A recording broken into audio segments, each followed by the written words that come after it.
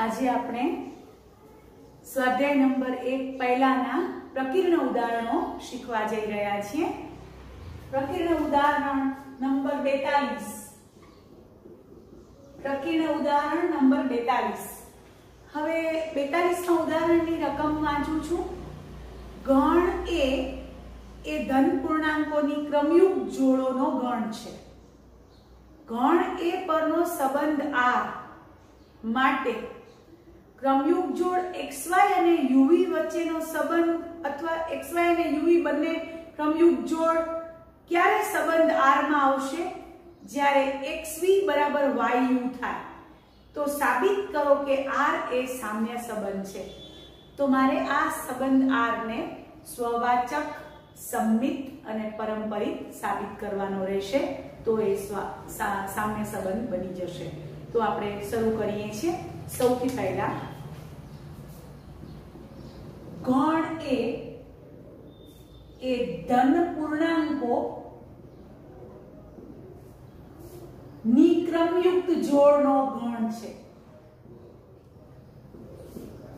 એટલે કે ગણ એના ઘટકો ક્રમયુક્ત જોડ સ્વરૂપે છે અને જે ધન પૂર્ણાંકોથી બનેલી છે। હવે સંબંધ આ ગણ એ પરનો સંબંધ આ રીતે વ્યાખ્યાયિત છે। क्रमयुक्त जोड़ xy અને क्रमयुक्त जोड़ uv એનાથી બનતી क्रमयुक्त जोड़ એ સંબંધ r નો ઘટક ક્યારે થાય? ડબલ ઇમ્પ્લાઇઝ તો અને તો જ xv બરાબર yu થાય। xy અને uv બંને બિલોંગ્સ ટુ r એટલે કે સંબંધનો ઘટક ક્યારે બને? ડબલ ઇમ્પ્લાઇઝ એટલે કે બંને બાજુથી સાચું છે। xv બરાબર yu થાય। આ સંબંધની વ્યાખ્યા આપી છે, સંબંધનું સૂત્ર આપ્યું છે। હવે મારે સંબંધ r ને સામ્ય સંબંધ સાબિત કરવાનો છે। તો હું પેલું સ્વવાચકતા માટે मारे एक नी एक क्रमयुग जोड़ ए लेता था तो xy અને xy બંને सेम क्रमयुग जोड़ थी घटक हूं बनावीश r नो માટે આપણે ખબર જ છે x હવે અહીંયા જો xy uv તો xv એટલે પહેલો ને ચોથો અને yu એમ બને છે એટલે બીજો ને ત્રીજો। તો અહીંયા આપણે પહેલો ને ચોથો માટે xy બરાબર yx થાય જ। આ xy અને yx પહેલો ને ચોથો એટલે xy અને yx થાય જ।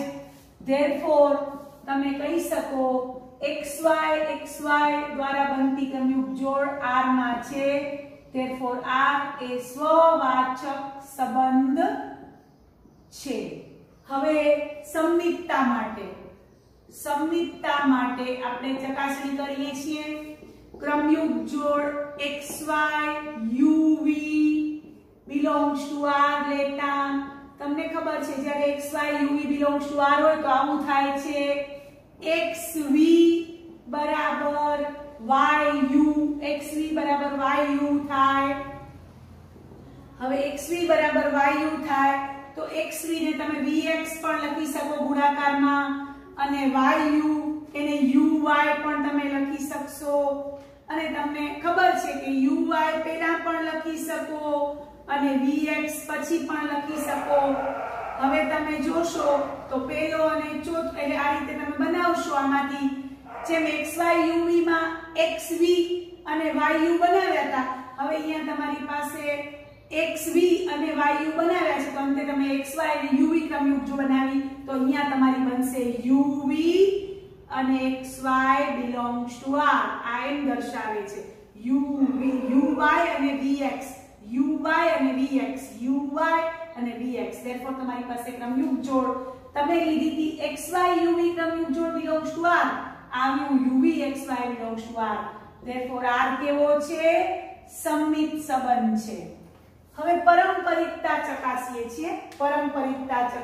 છીએ। ધ્યાનથી સ્વવાચક અને સંમિતતા બતાવી દીધી. હવે પારંપરિકતા ચકાસણી. પારંપરિકતા માટે તો ક્રમયુગ જોડ XY UV દ્વારા બનતી ક્રમયુગ જોડ R માટે લઈએ belongs to R તથા UV ક્રમયુગ જોડ AB belongs to R લેતા આ બંને ક્રમયુગ જોડ R માં લીધી. હવે તમને ખબર છે આના માટે તમે શું લખશો? XV બરાબર YU XV બરાબર YU લખશો. હવે અહીંયા તમે શું લખશો? UB જેમ અહીંયા XV તો UB બરાબર VA તમે લખશો. હવે આને નંબર 1 આપજો, આને નંબર 2 આપજો. હવે સમીકરણ 1 ને બંને બાજુ b વડે ગુણતા તમને ખબર છે b હંમેશા ગ્રેટર ધેન 0 ધન પૂર્ણાંક છે, b belongs to n છે, બરોબર. હવે બંને બાજુ xvb બરાબર yub આવ્યું. હવે તમે ub આ ub છે તો ઈ va થાય છે એટલે તમે xvb બરાબર yub ની જગ્યાએ તમે va મૂકશો કારણ કે બે પરથી તમે લખશો. હવે બંને બાજુથી v કેન્સલ થઈ જશે એટલે બચ્યા xb બરાબર ya. હવે xb બરાબર ya જે બતાવે છે કે xy ક્રમયુગ જોડ અને ab ક્રમયુગ જોડ xa by એ રીતે આપણે બનાવીએ તો xy ક્રમયુગ જોડ ને ab ક્રમયુગ જોડ belongs to R. xy ab belongs to R તમને મળ્યા. હવે કઈ રીતે વિચારીએ જોઈ લો ધ્યાનથી. xv અને y તો અહીંયા તમારી પાસે શું મળ્યા છે? xb અને ya. xb એટલે પહેલો ને ચોથો અને બીજો ને ત્રીજો. તો આના ઉપર તમે આ રીતે ક્રમયુગ જોડ બનાવી xy અને ab belongs to R. તમને xy uv belongs to R લીધા, uv ab belongs to R લીધા. સાબિત શું કર્યું તમે? xy ab belongs to R. therefore R સંમિત પારંપરિક છે. હવે R પારંપરિક પણ છે, સ્વવાચક સંમિત અને પારંપરિક છે. therefore R કેવો છે? સામ્ય સંબંધ સાબિત થાય છે. તો આ રીતે આપણે એક્ઝામ્પલ નંબર 42 ઉદાહરણ નંબર 42 આપણે કર્યું. હવે આપણે ઉદાહરણ નંબર 43 કરીએ છીએ, પ્રકીર્ણ ઉદાહરણ નંબર 43. તો એની રકમ આપણે જોશું. ઉદાહરણ 43 43 પ્રકીર્ણ ઉદાહરણ 43 પણ અગત્યનું છે.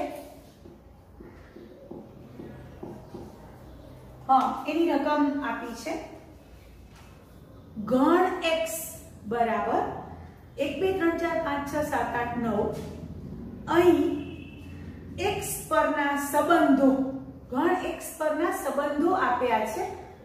એક સંબંધ આપ્યો છે r1 બરાબર છગડિયા કૌંસમાં ક્રમયુગ જોડ xy કે જ્યાં x y એ 3 વડે વિભાજ્ય છે તથા r2 સંબંધ બીજો આપ્યો છે r2 x પરનો સંબંધ r2 આપ્યો છે.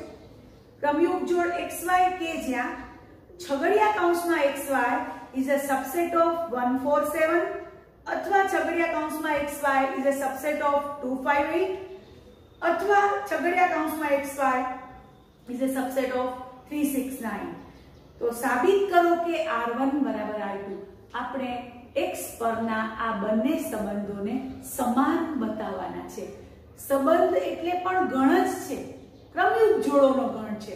તો બે ગણોને સમાન સાબિત કરવા માટે r1 is a subset of r2 અને r2 is a subset of r1 બતાવશું. બંને ગણ એકબીજાના ઉપગણ બતાવી અને છેલ્લે r1 બરાબર r2 આપણે સાબિત કરશું.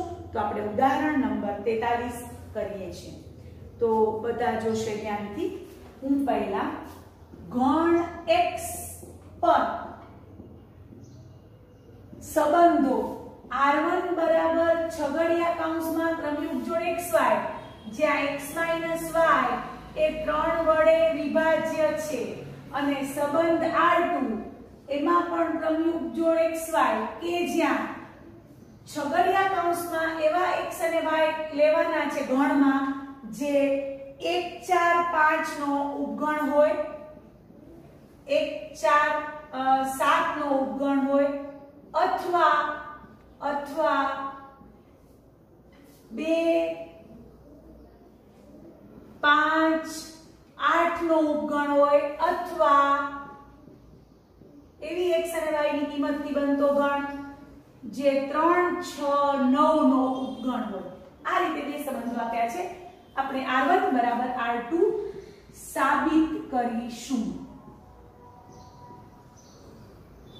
હવે આપણે પહેલા તમને બધાને ખબર છે કે r1 is a subset of r2 સાબિત કરવા માટે આપણે પહેલા ક્રમયુગ જોડ xy belongs to r1 લેતા. r1 માં ક્રમયુગ જોડ xy લેશું આવશે છેલ્લે શેમાં r2 માં. તો હવે જ્યારે xy belongs to r1 હોય એટલે તમે શું લખી શકશો?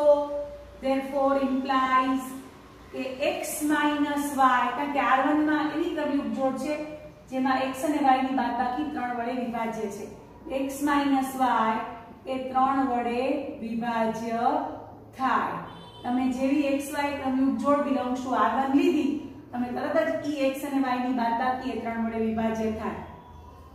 હવે તમને ખબર છે કે તો પછી એવા x અને y નો હું ગણ બનાવું તો ઈ 1, 4, 7 નો પણ ઉપગણ થાય અથવા એવી xy થી બનાવતો જોડ xy ની સંખ્યાથી બનાવતો ગણ બનાવું જે 2, 5, 8 ગણનો ઉપગણ થાય અથવા એવી ક્રમયુગ એવી xy દ્વારા ગણ બનાવું xy ની કિંમતો દ્વારા કે જે 3, 6, 9 નો ઉપગણ થાય.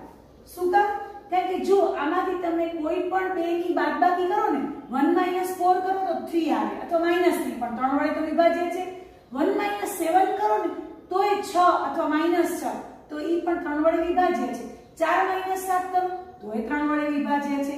એટલે આ બધા જ 3 ગણ એવા છે એમાં કોઈ પણ બે ઘટકો x અને y આમાંથી પસંદ કરો ને આ 3 ઘટક ગણમાંથી કોઈ પણ xy પસંદ કરો ને તેમની બાદબાકી છે ને એ 3 વડે વિભાજ્ય હોય. હવે આવું ક્યારે શક્ય બને કે જ્યારે ક્રમયુગ જોડ xy શેમાં હોય r2 માં. કારણ કે સંબંધ r2 એવી ક્રમયુગ જોડનો ગણ બનેલો છે કે એમાં રહેલી x અને y આ ગણનો ઉપગણ હોય અથવા બીજાનો અથવા ત્રીજાનો ઉપગણ હોય. therefore તમે શું સાબિત કર્યું? r1 is a subset of r2. Number 1 આપી દેશું. આપણે r1 માં xy લીધી હતી આ વિશેમાં r2 માં.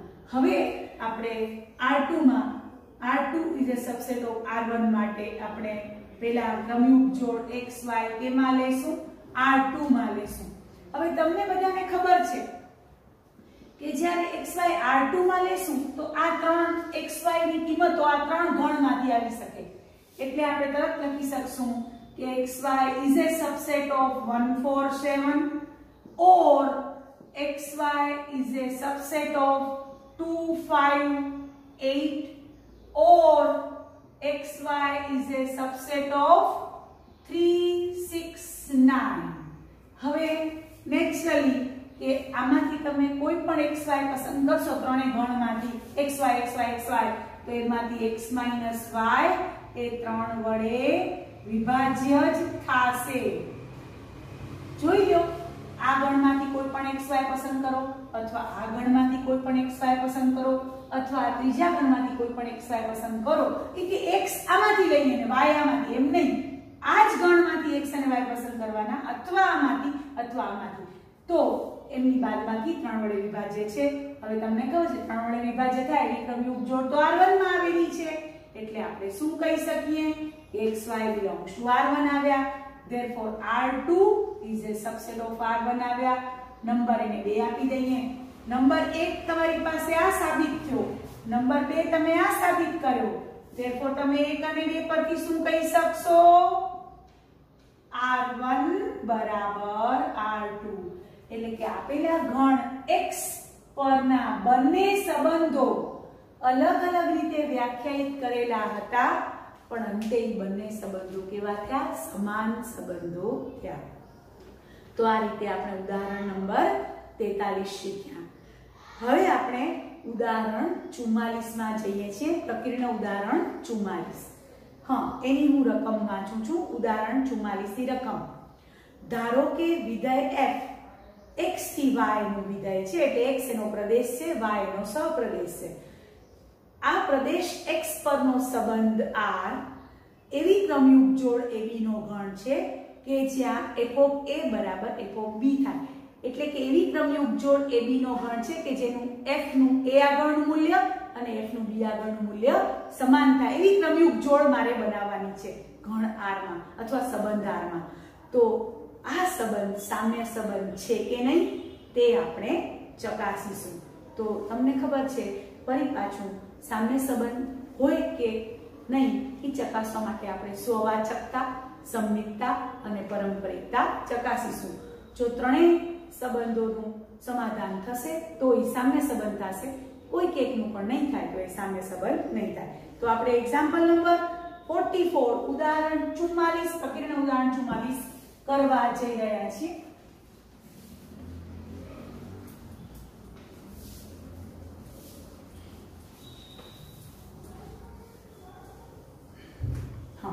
ઉદાહરણ 44.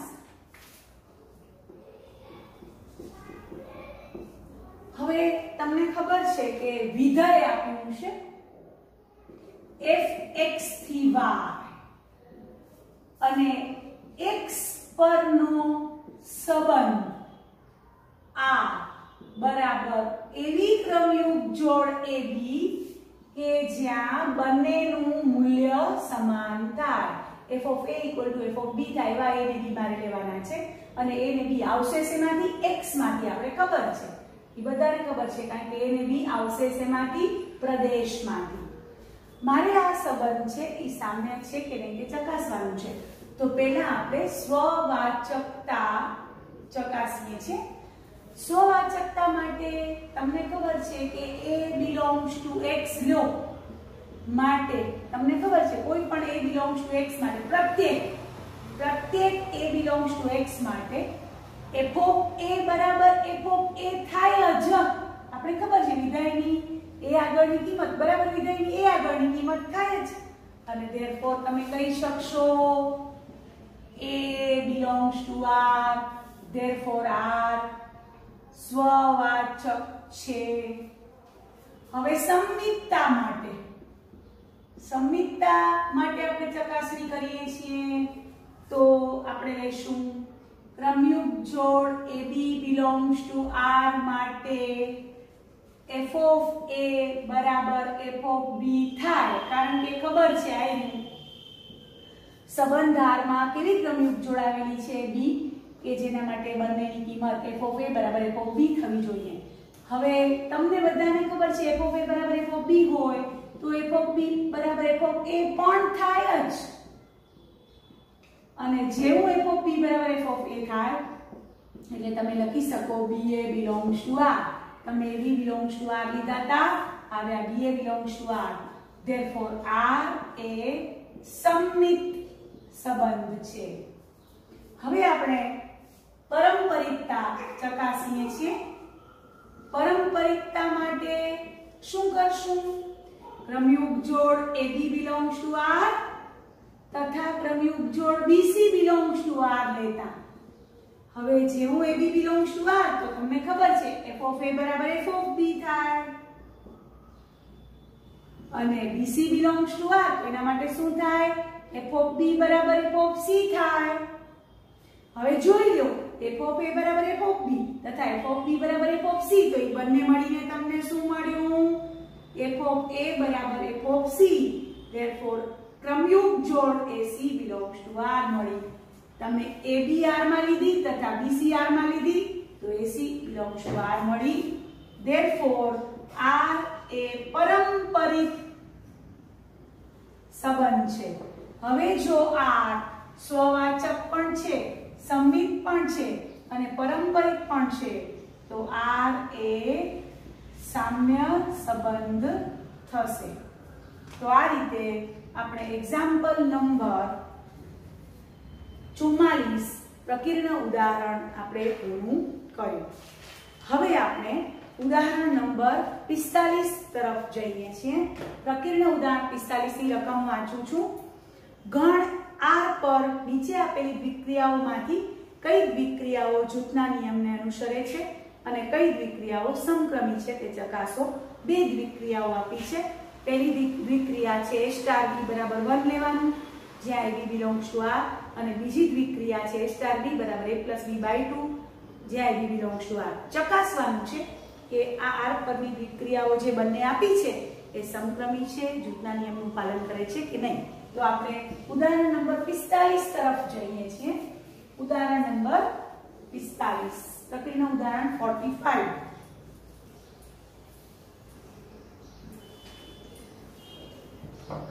ઉદાહરણ 45 માં R પરની દ્વિક્રિયા આપી છે।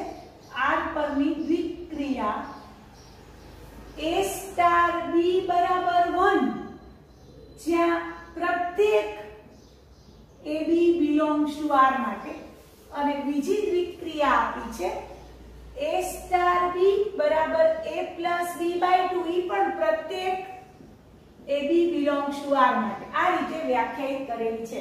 હવે મારે આ દ્વિક્રિયા સમક્રમી છે, જૂથના નિયમનું પાલન કરે છે, એ ચકાસણી કરીએ છીએ। તો બધા જોશે સમક્રમી માટે પેલા ચકાસણી કરીએ છીએ। હવે તમને ખબર છે A સ્ટાર B બરાબર 1 હોય તો B સ્ટાર A બરાબર પણ 1 થાય જ, કારણ કે દ્વિક્રિયાનું સૂત્ર જ એ ટાઈપનું છે। ધેરફોર તમે કહી શકો A સ્ટાર B બરાબર B star A, therefore star એ R પર સમક્રમી છે, કારણ કે સૂત્ર જ એ ટાઈપનું છે। A સ્ટાર B બરાબર બધા જ AB belongs to R માટે સાચું છે, તો BA belongs to R માટે પણ સાચું જ બને। હવે જૂથનો નિયમ, તો જૂથનો નિયમ આપણે જોશું કે A star B star C, તો A સ્ટાર B એટલે 1, A સ્ટાર B એટલે 1 આનું આપ્યું છે, અને સ્ટાર C, હવે એ લોકોએ કહ્યું છે કે કોઈ પણ બે સંખ્યા લો, પ્રત્યેક AB belongs to R, તો 1 પણ કોઈ વાસ્તવિક સંખ્યા જ છે અને C પણ વાસ્તવિક સંખ્યા છે, તો 1 સ્ટાર C પણ શું થશે? 1 જ થશે। હવે A star B star C લો, તો A star B star C એટલે 1 અને A સ્ટાર 1 બરાબર પણ 1, ધેરફોર તમને શું મળ્યું? A star B star C બરાબર A star B star C મળ્યા। A star B star C બરાબર A star B star C મળ્યા। ધેરફોર સ્ટાર એ R પર જૂથના નિયમનું પાલન કરે છે। હવે આ બીજી દ્વિક્રિયા પાસે જઈએ છીએ।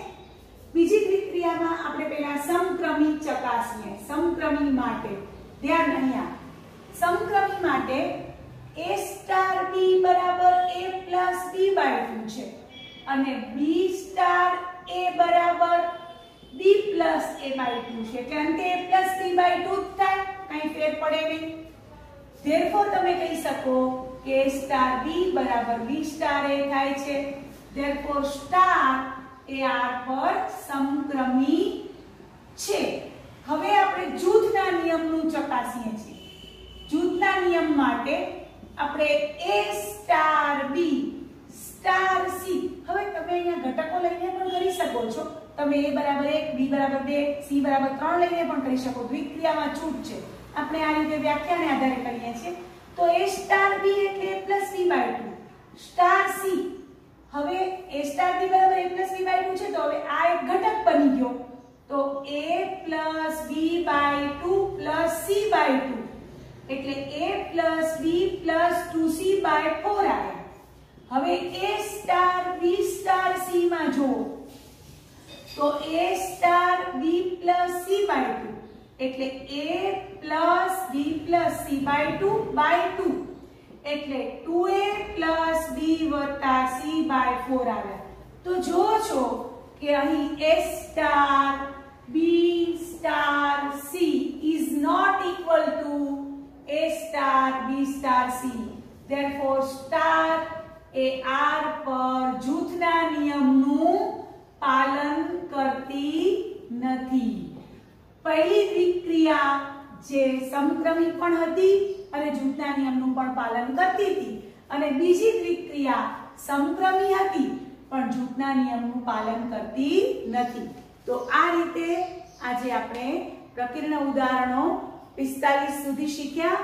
આવતીકાલે આગળ પ્રકિર્ણ ઉદાહરણો તરફ આગળ વધશું. જો તમને મારો વિડીયો પસંદ આવ્યો હોય તો લાઈક કરજો, શેર કરજો અને મારી ચેનલને સબસ્ક્રાઇબ કરજો. Thank you very much.